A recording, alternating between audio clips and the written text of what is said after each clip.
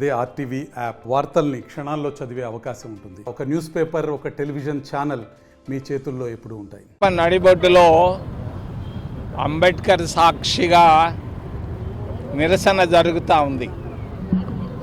కారణం, కలిసి ఉన్న దళితులను విభజించి పరిపాలించేదాన్ని చంద్రబాబు నాయుడు ఆయన నేను ఒక్క మాటలో చెప్పాలనుకుంటున్నాను. తొందర బాబు నాయుడు ఆయన. అన్నీ తొందరే, క్రితంలో కూడా తొందరే, చెప్పటంలే, చెప్తే బొగ్గుని మండిపోద్ది ఆంధ్రప్రదేశ్ రాష్ట్రం.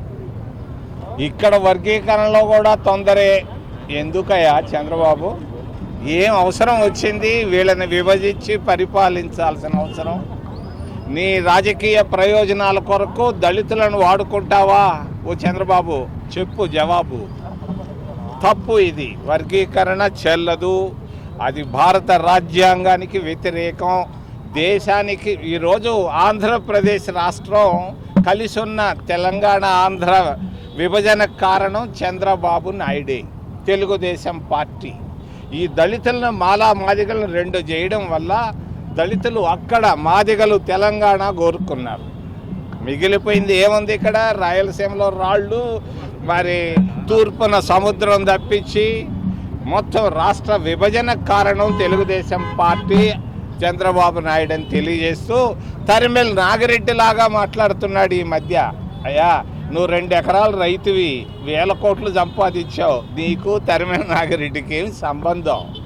ఏంటి ఇదే? మరి ఇదే నువ్వు చేయాల్సింది? ఇదే సోషల్ జస్టిస్ అంటే? ఇదే సామాజిక న్యాయం? పేదవాళ్ళని విభజించి పరిపాలించడమేనా సామాజిక న్యాయం? దీన్ని ఖండిస్తున్నాం. మేమందరం కలిసి ముందుకు వెళ్ళాలనుకుంటున్నాం. ఎస్సీలు బీసీల ఐక్యత వర్ధిల్లాలి. ఎస్సీ వర్గీకరణకు వ్యతిరేకంగా, క్రిమిలేయర్కి వ్యతిరేకంగా రాష్ట్ర వ్యాప్తంగా కూడా రాజ్యాంగ పరిరక్షణ యాత్ర చేస్తూ ఉన్నాం. ఈ రాజ్యాంగ పరిరక్షణ యాత్ర ఎందుకు చేస్తున్నామంటే, రాజ్యాంగం ఈ దేశంలో, ఈ ప్రపంచంలో గమనించుకుంటే ప్రపంచంలోనే అత్యున్నతమైన రాజ్యాంగం భారతదేశం. మిగతా దేశాలు పాకిస్తాను, బంగ్లాదేశ్, నేపాల్ చూస్తూ ఉన్నారు, వాళ్ళ రాజ్యాంగాలు కూలిపోయినాయి. ఒకటే మతం అక్కడ ఉంది. కానీ భారతదేశంలో ఇన్ని కులాలు, ఇన్ని మతాలు, ఇన్ని వర్గాలు, ఇన్ని వైషమ్యాలు ఉన్నటువంటి దేశాన్ని ఐక్యం చేసింది బాబాసాహెబ్ డాక్టర్ బిఆర్ అంబేద్కర్ రచించిన రాజ్యాంగం. అలాంటి అందరిని కలిపేట రాజ్యాంగాన్ని దళితుల్లో ఐక్యంగా ఉన్నటువంటి దళితుల చైతన్యాన్ని దెబ్బతీయడానికి చంద్రబాబు నాయుడు గారు వర్గీకరణ కుట్రబన్నాడు.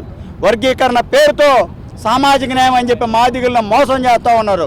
సామాజిక న్యాయం అంటే వెనకబడ్డ మాదిగలకు రిజర్వేషన్ శాతం ఎంతదావా చంద్రబాబు నాయుడు గారు అని ప్రశ్నిస్తూ ఉన్నాం. అదేవిధంగా సామాజిక న్యాయం అని మీకు అనిపిస్తే, మీకు చేయాలనిపిస్తే 15 సంవత్సరాలు ముఖ్యమంత్రిగా నువ్వు చేసావు, మాదిగల్ని ముఖ్యమంత్రి చేయగలవా అని నేను అడుగుతా ఉన్నాను. లేదు, మాదిగల్ని వివక్ష అనుకుంటావేమో, పవన్ కళ్యాణ్ ముఖ్యమంత్రిని చేస్తావు నీ కొడుకుని కాకుండా నేను అడుగుతా ఉన్నా.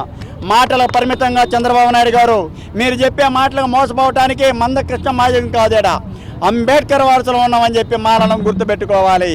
దళితుల మధ్య పెట్టినటువంటి చిత్తుని వ్యతిరేకిస్తూ ప్రైవేటు రంగాల్లో రిజర్వేషన్లు అమలు చేయాలి. దళిత క్రైస్తవులకి ఎస్సీ రిజర్వేషన్ హోదా అమలు చేయాలి. మీరు గమనిస్తూ ఉన్నారు మిత్రులారా, ఈ రాష్ట్ర వ్యాప్తంగా కూడా ఉత్తరప్రదేశ్, బీహార్ లాగా ఉంది.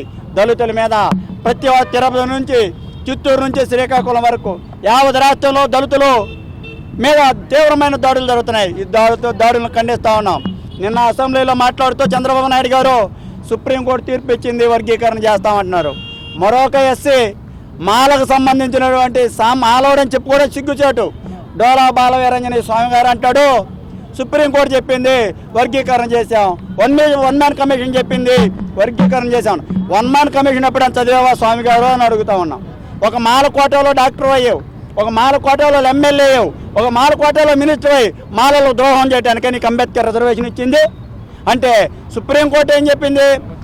ఇప్పుడున్నటువంటి 2025 ప్రకారం జనాభా లెక్కలు తీసుకొని ఎవరు ఎంతమంది ఉన్నారో శాస్త్రీయబద్ధంగా అధ్యయనం చేయండి.